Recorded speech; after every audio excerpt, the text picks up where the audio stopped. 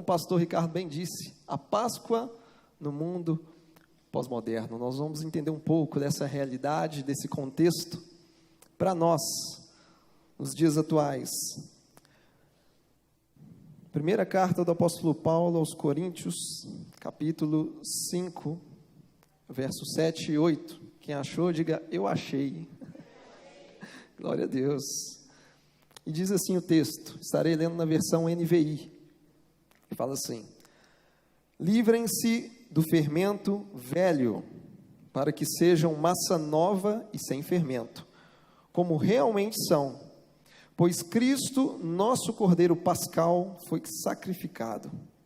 Por isso, celebramos a festa, não com o fermento velho, nem com o fermento da maldade e da perversidade, mas com os pães sem fermento, os pães da sinceridade e da verdade. Amém?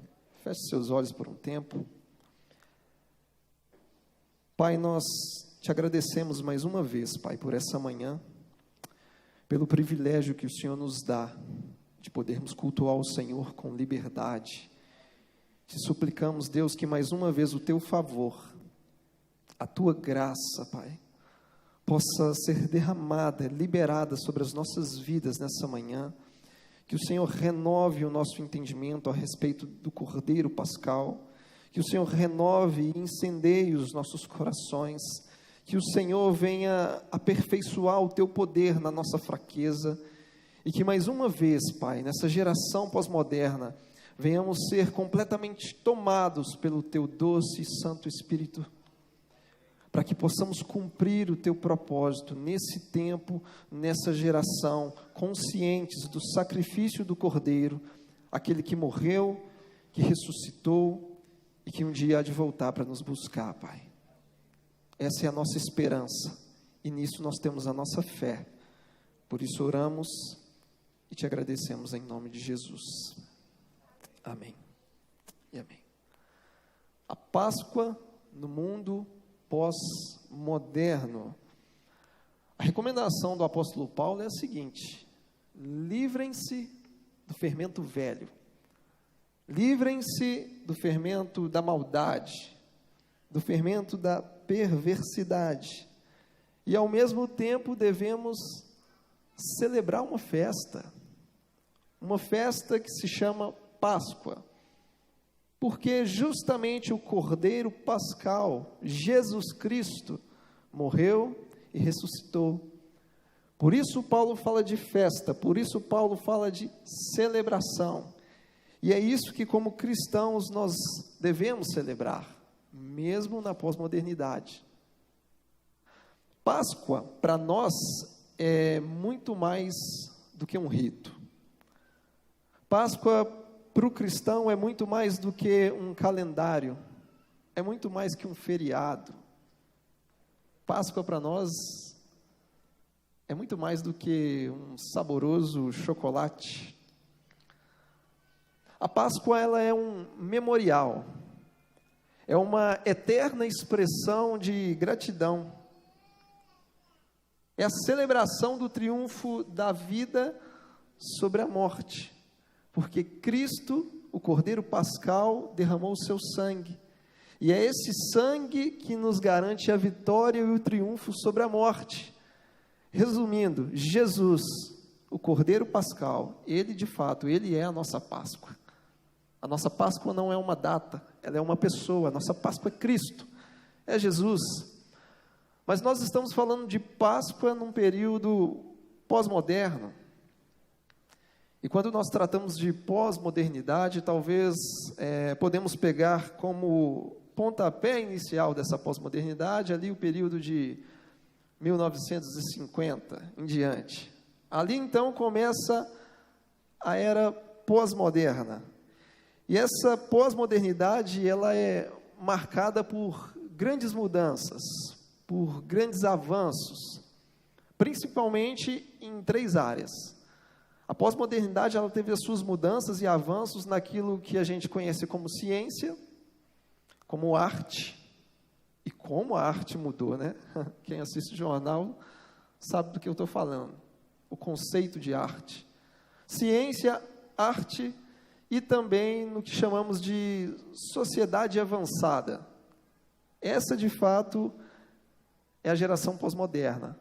Ela traz avanços, ela traz inovações, porque, por exemplo, se na modernidade era comum você ter acesso a notícias através de um jornal de papel, agora na pós-modernidade você pode ter acesso às notícias através do seu dispositivo móvel. Hoje você lê a notícia touchscreen, é muito mais fácil. Se na modernidade você reunia com a sua família para tirar uma foto não, retrato, bem antigo, né? Em frente àquela câmera que parecia um dinossauro, e aí saiu uma explosão, uma fumaça, e você tinha que esperar mais tanto tempo para revelar a foto, para depois você ver a imagem. Agora não, na pós-modernidade, a tecnologia avançou, hoje você pode juntar com a sua esposa, fazer um selfie, e você vê o resultado na hora, ou seja, é muito rápido. Só não é mais rápido, porque geralmente as mulheres demoram uns 20 minutos para arrumar a franja antes da foto. Geração pós-moderna, a coisa evoluiu, gente. O tempo passou. Só que essa geração pós-moderna, ela, por um outro lado, acaba desvalorizando alguns princípios, algumas tradições, boas tradições. A geração pós-moderna é uma geração plural, uma geração do relativismo. Afinal de contas, eu tenho a minha verdade e você tem a sua verdade. Eu tenho a minha lente, da maneira com a qual eu enxergo o mundo, eu tenho a minha cosmovisão e você tem a sua. E assim a gente vai se dividindo, vai se diluindo. Geração pós-moderna. A geração pós-moderna é uma geração do ativismo multitarefado. Ela quer fazer várias coisas ao mesmo tempo, ela quer ganhar tempo. Se na modernidade, às vezes, o comum era você se assentar à mesa para almoçar com a sua família, conversando, olhando nos olhos, a geração pós-moderna está aí. Hoje a pessoa chega a almoçar sentado no sofá, de frente para a TV. É a geração do ativismo multitarefado. Aí a pessoa está sentada no sofá, está vendo TV, está com um prato de comida no colo, com a mão esquerda ela está mexendo no celular, e com a mão direita ela está alternando entre o garfo e o controle remoto. Ela quer fazer tudo ao mesmo tempo. Você abre a página no computador para mandar um e-mail, e ao mesmo tempo você abre uma aba para ver o Globo Esporte, e depois também abre mais uma aba no mesmo tempo para acessar o YouTube, e depois mais uma aba para o podcast, e depois mais uma aba para o Spotify, e aí você vai fazendo aquele monte de coisa ao mesmo tempo e não faz nada direito. Ativismo multitarefado, geração pós-moderna. A geração pós-moderna não consegue esperar. Tem um problema sério com espera. Não dá para esperar. Por isso que o café hoje é expresso, tem que ser rápido. O macarrão é instantâneo. O lanchinho não é lanchinho mais, é fast food, é comida rápida. Ela não sabe esperar. A pessoa hoje te manda uma mensagem no WhatsApp. Passou 2 minutos, ela já fica ansiosa, ele não está respondendo. Meu Deus do céu, não visualizou a mensagem, não está respondendo. Pós-modernidade, as pessoas não conseguem esperar. Já falei para os líderes de jovens, se precisar falar comigo, liga. Esses dias eu estava contando aqui, deu 53 grupos de WhatsApp. Se for urgente, liga. Por favor, ligue. É uma geração que não consegue esperar. E o texto base que nós lemos essa manhã, Paulo vai deixar bem claro que nós temos que celebrar essa festa chamada Páscoa. O Cordeiro, ele morreu e ressuscitou. É motivo de alegria, não é velório. É tempo de celebração, é tempo de festa. Temos que celebrar o Cordeiro Pascal. Só que, em meio a essa recomendação de Paulo, ele também traz uma outra observação. Ele fala, mas para celebrar a festa, você tem que jogar fora, tem que lançar fora o quê? O velho fermento. O fermento da maldade. O fermento da perversidade. E num sentido mais amplo, fermento simboliza o pecado, ou simboliza o crescimento ou o avanço da maldade. Então Paulo diz, vocês devem celebrar a festa, o Cordeiro Pascal está vivo, mas para celebrar essa festa você tem que lançar fora todo o fermento, todo pecado, toda maldade. E dentro do nosso contexto essa manhã, nós temos que identificar quais são os fermentos da pós-modernidade. Ou melhor dizendo, quais são os pecados da pós-modernidade?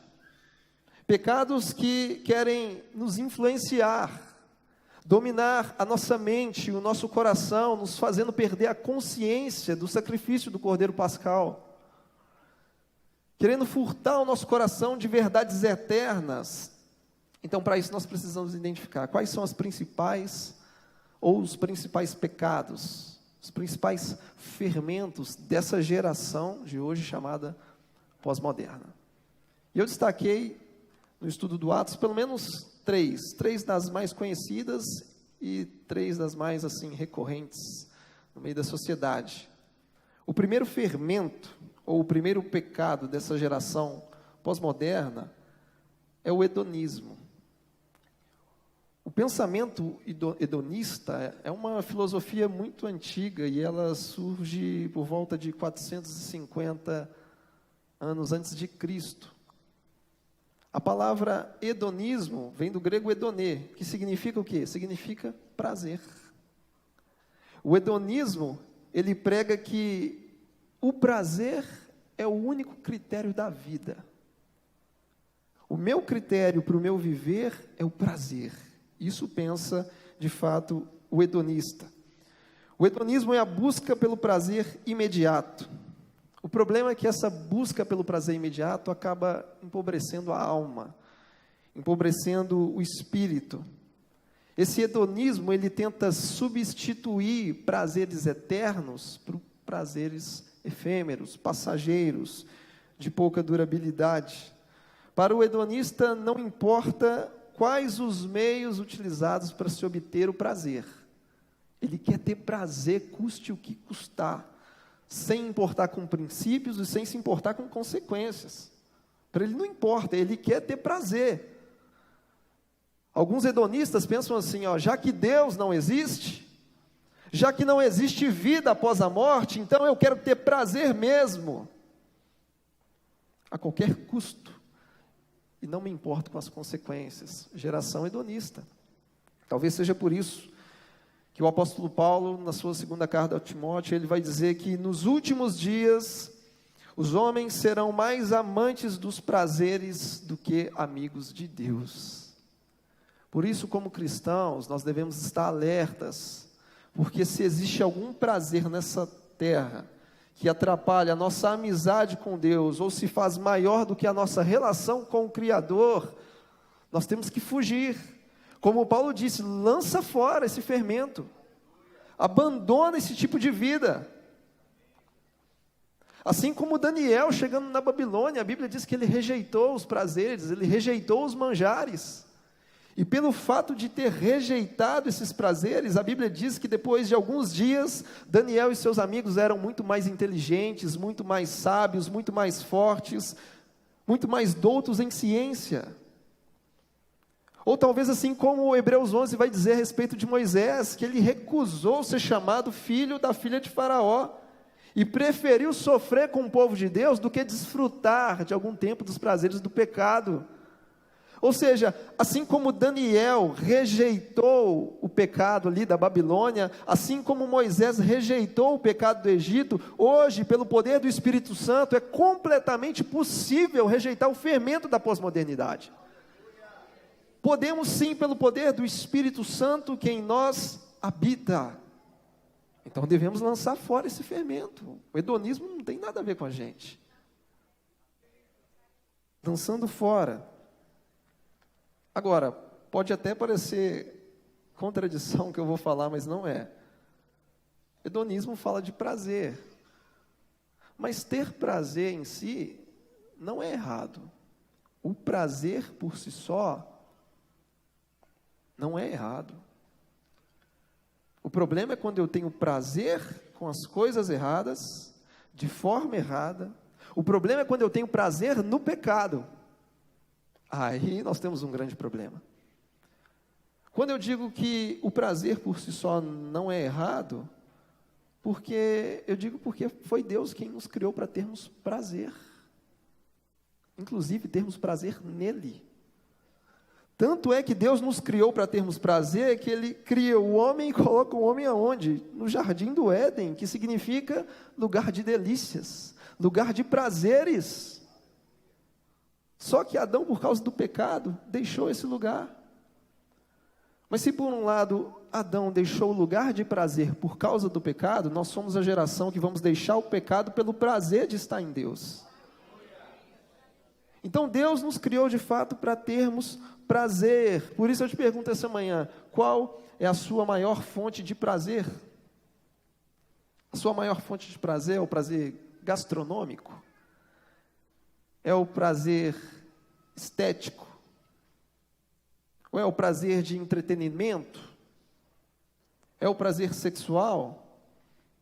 Ou o seu maior prazer é o Senhor? É o seu Criador? Porque nada nessa terra pode superar o prazer de sermos amigos de Deus, de termos um relacionamento diário com Ele. É por isso que na pós-modernidade nós temos que voltar os nossos olhos para o Cordeiro Pascal, porque em Deus está a nossa maior fonte de prazer. Como igreja nós precisamos aprender a ter prazer em Deus. Talvez seja por isso que o salmista diz lá no Salmo 37, agrada-te do Senhor, deleita-te no Senhor, ou tenha prazer no Senhor, e Ele satisfará os desejos do seu coração. O salmista vai dizer, bem-aventurado aquele que não segue o conselho dos ímpios, nem se detém no caminho dos pecadores, e nem se assenta na roda dos escarnecedores, antes o seu prazer está na lei do Senhor, e nela Ele medita de dia e de noite. O nosso prazer está em Deus. No Evangelho de João, Jesus vai deixar bem claro, Ele diz, a minha comida é fazer a vontade do Pai, é fazer a vontade daquele que me enviou. Nós somos cristãos, nós somos crentes, e crente entende bem disso, de comida. Uma das coisas que dá prazer nessa terra é comida, gente, é ou não é? E Jesus está falando, a minha comida, ou seja, o meu prazer é fazer a vontade do Pai. Jesus tinha prazer em fazer a vontade de Deus. Jesus tinha prazer na pessoa do Pai. E o legal disso tudo é que em Mateus, Deus diz a respeito de Jesus, diz a respeito do Filho. E Deus fala assim, esse é o meu Filho amado, em quem me comprazo, em quem eu tenho o meu prazer. Ou seja, o Filho teve prazer no Pai, o Pai teve prazer no Filho. Isso significa que Deus sempre vai ter prazer em nós, a partir do momento que nós tivermos o prazer nele. Porque o Pai tem prazer no Filho. Deus é mais satisfeito em nós quando nós somos satisfeitos nele. Quando aprendemos a ter prazer no Criador, no Eterno, no nosso Deus. E isso automaticamente nos livra do hedonismo, nos livra dos prazeres errados, dos prazeres do pecado, dos prazeres da carne. Então, quando nós entendemos que Deus é a nossa maior fonte de prazer, nós somos libertos de qualquer hedonismo, dessa pós-modernidade. Então, o primeiro fermento, o hedonismo. Devemos fugir desse hedonismo. Devemos lançar fora esse fermento. Mas tem um outro fermento na pós-modernidade que tem assolado muitas vidas, tem assolado muitos jovens, e eu tenho acompanhado isso, que é o fermento ou o pecado chamado narcisismo. Alguém aqui já ouviu falar de narcisismo? Narcisismo surge aonde? Na mitologia grega. É a origem. Na mitologia, Narciso era filho de um deus do rio, o deus das águas. E à medida que Narciso vai crescendo, a história vai dizer que ele era um jovem muito belo, alguém muito bonito. De maneira que as pessoas se apaixonavam por Narciso. Mas ele começava a desprezar as pessoas, porque ele achava que ninguém estava à sua altura, que ninguém chegava aos seus pés, ele se achava belo demais. Até que um dia, como punição dos deuses, Narciso, ele chega diante de um rio, e ele contempla a sua própria imagem no rio. E ele se apaixona por si mesmo. Ele começou a se auto-admirar. Ele passou a se amar. E alguns vão dizer que Narciso morreu de tristeza, porque a sua imagem não lhe correspondia. Outros vão dizer que Narciso, ele morreu de se autocontemplar até o ponto que ele quis se abraçar e ele caiu nas águas e morreu afogado. A geração pós-moderna está se afogando no culto do eu, do ego, do narcisismo. O narcisista é alguém que admira exageradamente a sua própria imagem, que nutre uma paixão excessiva por si mesmo. É alguém que está completamente centrado em si. O narcisista, ele quer ser o centro das atenções. Ele quer ser elogiado por todos. Ele quer ser admirado. Ele quer ser desejado. Por isso que o narcisismo é a idolatria do eu.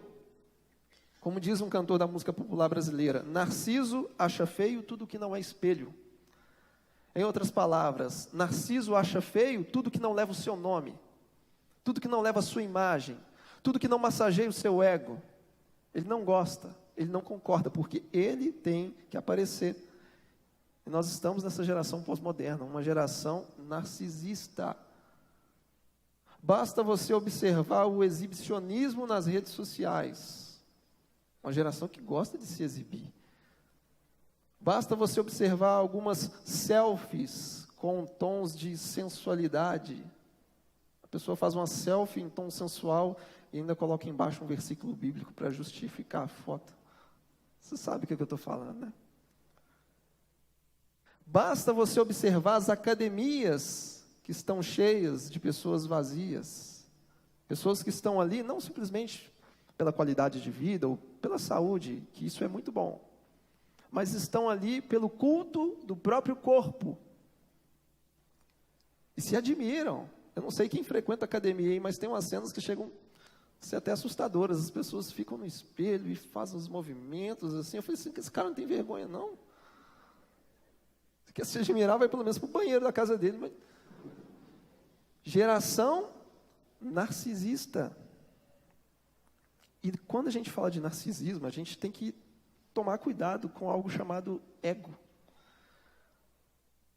E o nosso ego, ele pode ser assim, muito sutil. Principalmente quando se trata de elogios. Por exemplo, você faz o que faz para ser elogiado e reconhecido, ou você faz o que faz por um propósito maior? Como que o seu coração fica quando você é elogiado? Você usa de falsa modéstia? Não sou nada disso, não. Ou você recebe a glória para si? Ou você faz corretamente e diz, muito obrigado. E gera no coração gratidão, porque você não vai falar algo da boca para fora. Mas nesse mesmo coração que gerou gratidão, você rende glórias àquele que é o Senhor da glória. Entende? Porque Provérbios 27 vai deixar bem claro que o crisol prova a prata, o forno prova o ouro, mas o homem é provado pelos elogios que recebe. E por isso nós temos que tomar cuidado com o nosso ego. E quando eu falo sobre isso, eu estou falando nós cristãos. Porque, como eu disse, pode ser sutil. E a gente começa a entrar na onda do narcisismo. O narcisismo ensina que nós temos que nos autopromover, promover a nossa imagem. Mas quando a gente olha para o Cordeiro Pascal, nós aprendemos que quem tem que aparecer não somos nós, quem tem que aparecer é Ele. Quem aparece é o Senhor.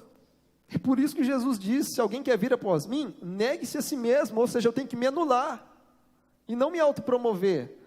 Negue-se a si mesmo, tome a sua cruz e siga-me. É o que Paulo vai dizer aos Gálatas, já estou crucificado com Cristo, agora vivo, não mais eu. Ou seja, eu saí de cena. Quem vive em mim é Jesus. As pessoas têm que enxergar em mim, é Cristo, o Cordeiro Pascal. Assim como foi com a vida de João Batista, quando ele disse, convém que ele cresça e que eu diminua. Por isso que na geração pós-moderna, a nossa oração tem que ser que nem a do salmista, no Salmo 115. Não a nós, Senhor, não a nós, mas ao teu nome seja a glória. Eu não estou aqui para me promover, mas eu estou aqui para fazer Jesus aparecer no meu viver. É Ele que vai aparecer em todo o tempo. Nós não estamos na terra para cultuar nosso próprio eu, a nossa própria imagem. Nós estamos aqui para cultuar e refletir a glória daquele que tudo criou. Esse é o nosso dever, essa é a nossa missão. E nós superamos tudo isso olhando para o Cordeiro Pascal. Aquele que não veio com pompa e glamour, mas aquele que veio e nasceu numa manjedoura. Aquele que foi humilde, aquele que foi obediente até a morte, morte de cruz. E por causa dessa morte, e por causa dessa ressurreição, hoje nós podemos deixar o Cristo aparecer no nosso viver. Nós podemos promover a imagem de Cristo em nós, e não a nossa própria imagem. E isso nos livra de qualquer tipo de narcisismo, de qualquer tipo de ego, conscientes do sacrifício do Cordeiro Pascal. Então, na pós-modernidade, eu lanço fora o fermento do hedonismo, eu lanço fora o fermento do narcisismo, não estou aqui para me autopromover. E terceiro e último fermento, ou principal fermento dessa geração, é o pecado do consumismo. Uma geração que consome compulsivamente, que precisa comprar e comprar de novo. O consumismo, ele é movido pelo imediatismo do querer. Eu quero agora, eu desejo, eu preciso comprar. O consumismo nos ensina que o ter é mais importante que o ser. Distorção aí de valores. O consumismo nos ensina que devemos amar as coisas e usar as pessoas. No consumismo, as pessoas são valorizadas pelos bens que possuem, não pela qualidade do seu caráter. Consumismo. O consumista, ele adquire bens não por necessidade, mas ele adquire por vaidade. Ele adquire para impressionar pessoas. É por isso que ele adquire. Ele adquire para manter a aparência, para satisfazer o seu desejo de consumo. Na verdade, ele compra compulsivamente porque ele está doente na alma.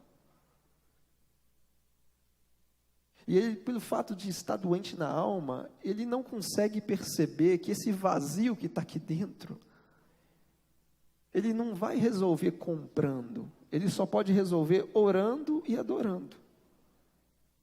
O vazio aqui dentro, como disse Agostinho, é do tamanho de Deus, é só Deus para preencher isso aqui, não vai ser bens, não vai ser compra, não vai ser um cartão de crédito.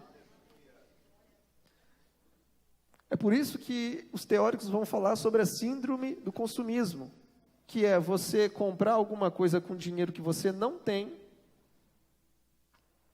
só para impressionar as pessoas. Você compra o que não precisa com o dinheiro que não tem, só para impressionar as pessoas, ou impressionar pessoas que você talvez nem conhece. Síndrome do consumismo.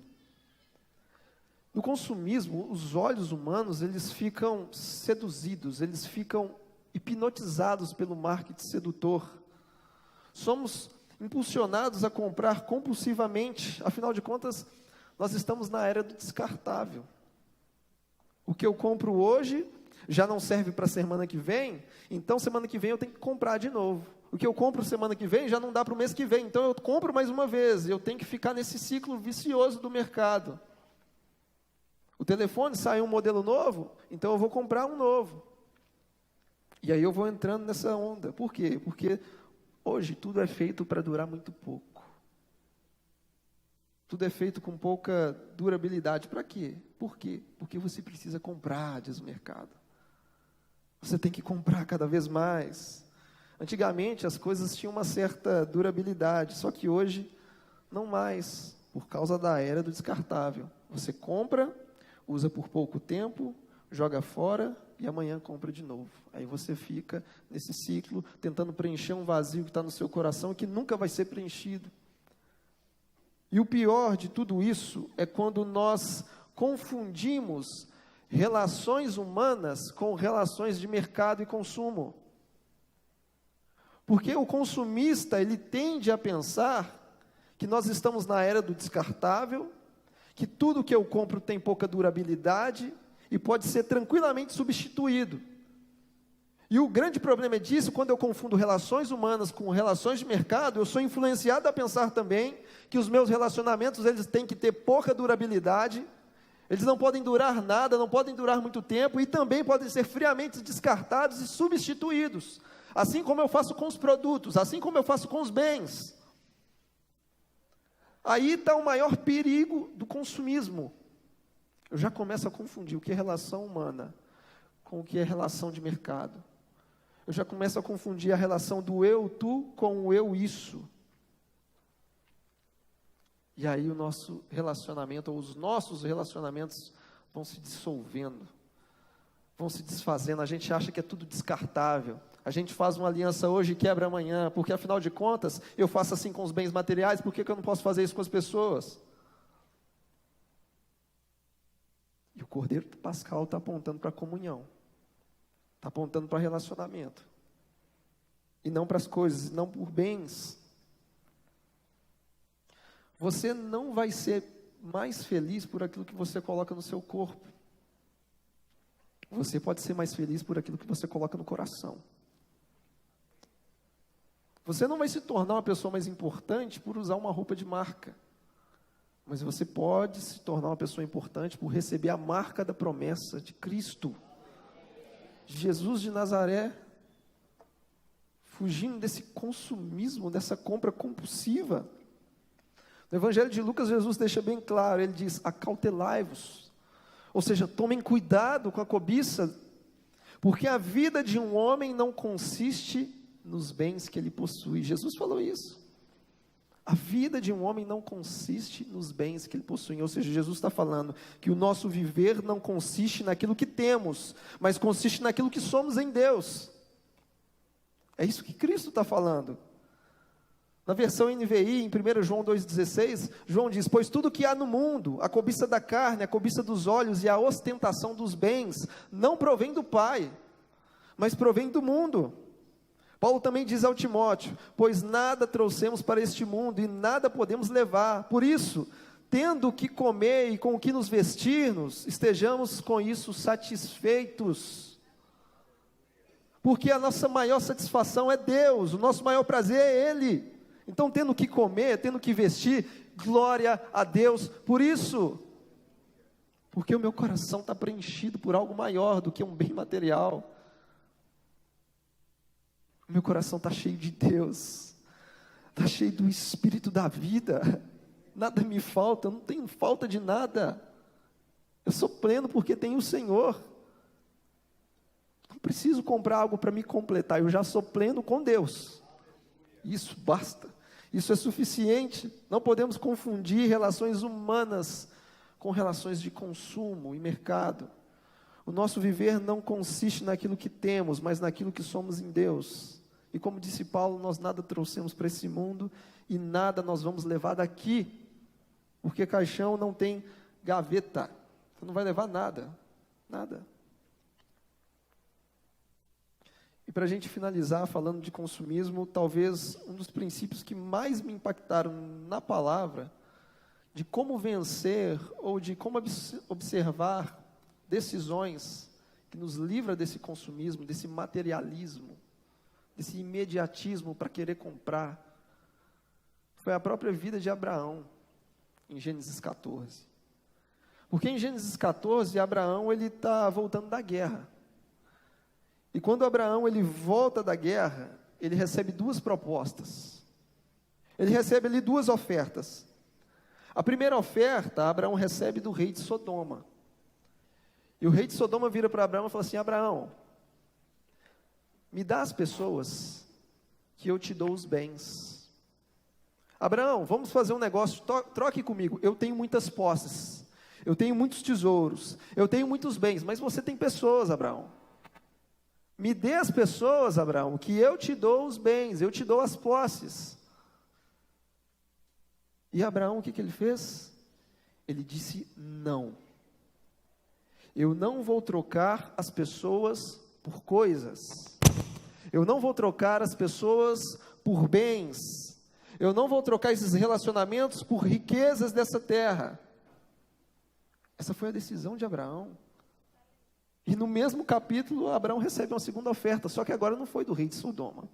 Agora ele recebe uma oferta de alguém chamado Melquisedeque, que biblicamente tipifica Cristo, o rei de Salém, o rei de Jerusalém. E Melquisedeque chega diante de Abraão e fala assim, ele não oferece a Abraão coisas em troca de pessoas, pelo contrário, ele faz apenas uma oferta, e fala assim, Abraão, toma aqui, eu trouxe para você pão e vinho. Eu não estou trocando coisas ou pessoas por coisas, não, eu estou trazendo pão e vinho. Pão e vinho aponta para o Cordeiro Pascal. Pão e vinho aponta para comunhão, para relacionamento, para gente, para pessoas. Na sua decisão, Abraão não quis trocar pessoas por coisas, mas ele valorizou os relacionamentos. É como se Abraão, pela fé, vislumbrasse o futuro e falasse assim, eu não quero bens, eu não quero posses, eu não quero bens materiais, eu quero pão e vinho, porque o pão e vinho apontam para o corpo e para o sangue de Cristo. O pão e o vinho apontam para o Cordeiro Pascal. O pão e o vinho apontam para a comunhão, apontam para a ceia do Senhor. Eu quero relacionamento, eu quero pessoas, eu não quero coisas. Por isso, como igreja, a recomendação de Paulo é bem atual para nós. Lancem fora todo tipo de fermento da maldade. Lancem fora todo o pecado da pós-modernidade. Nós não precisamos disso, somos plenos em Deus. Você certamente não precisa disso, não precisa do hedonismo, não precisa do consumismo, não precisa ser um narcisista. O hedonismo, ele não vai nos influenciar, porque a nossa maior fonte de prazer está em Deus. O narcisismo não nos encanta, porque nós não estamos aqui para promover a nossa própria imagem, mas para promover a imagem daquele que tudo criou. O consumismo não vai nos arrastar, porque a nossa missão nessa terra não está ligada à aquisição de bens. A nossa missão nessa terra está ligada e focada na transformação de vidas através do amor. É por isso que nós estamos aqui, lançando fora todo fermento, porque o Cordeiro Pascal que morreu naquela cruz, ele ressuscitou, ele está vivo, ele é eterno, ele é o alfa, ele é o ômega, ele é aquele que era, aquele que é, aquele que há de vir, porque o nosso Cristo não é produto da pós-modernidade, ele é o Senhor de toda a eternidade, ele é o nosso Senhor, por isso nós nos movemos, por isso nele nós existimos, porque nele nós temos vida abundante e vida de verdade. O Cordeiro Pascal nos basta, o Cordeiro Pascal nos é suficiente. Eu quero te convidar a ficar de pé no seu lugar nessa hora. Feche seus olhos. Nós te exaltamos, Deus. Perdoa a nossa fraqueza, Pai.